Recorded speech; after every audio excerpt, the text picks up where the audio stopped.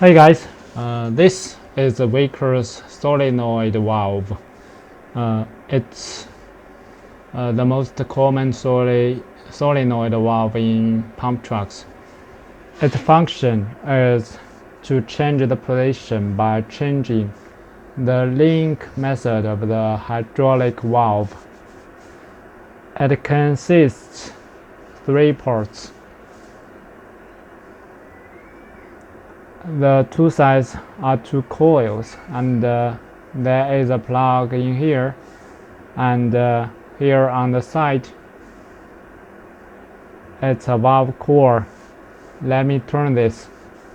Here is 4 oil outlets, A on the left, B on the right, P on the top, T below here.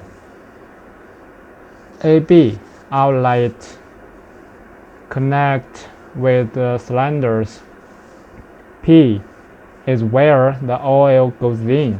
T is where the oil comes out. Here is the drawing here. I just sketched the drawing on the book. There are 2 ways of working for this valve. When it's static, AB is connected to T. Once the valve is charged, the coils on the 2 sides will swing to control the linking methods. For example, if the left coil is charged, then the coil will move right and it will push the valve core to the right.